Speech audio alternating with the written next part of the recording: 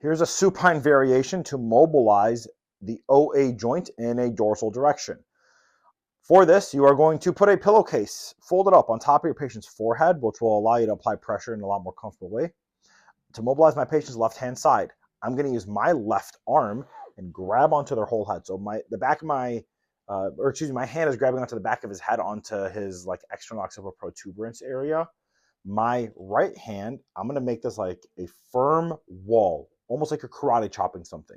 And then right at that second MCP joint, I'm going to slide that into the gutter right off of his occiput. That gutter off his occiput is C1. From here, I'll get my deltoid pectoral region right on top of his forehead. I'm going to apply a force in a dorsal direction while I'm adding a little bit of almost like elbow flexion on my right-hand side. So I'm pushing C1 ventrally while I press or push his head posteriorly. To make this more intense, I'm going to side bend him towards the opposite direction and rotate him towards the same direction.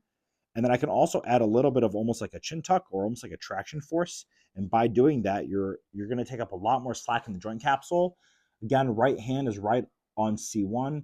Left hand is just grabbing onto his head. This is a lot easier on my body because I'm just really dropping my body weight. My arms don't have to do too much here. I could hold this for a lot longer. Obviously, a lot more intense way of doing this. But here's another variation to mobilize the OA joint in a posterior direction.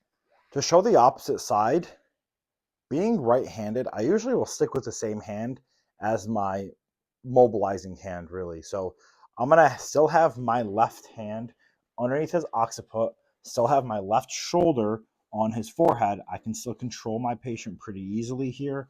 And I'm going to use my right hand underneath his right side of C1, and then I can still mobilize in the same way. As I was recording this, I realized that I just stay using the same hands. And this is likely just because I can use the same hands for both sides of my patient, and I'm right side dominant. So again, I'm rotating, side bending. I can add a little bit of flexion of the OA joint. And then my right hand is in that gutter right off of the right side of his occiput. So that gutter is C1.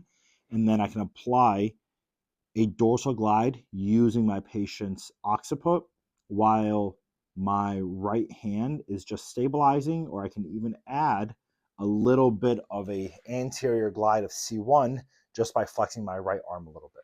If you guys have any questions on that one, let me know.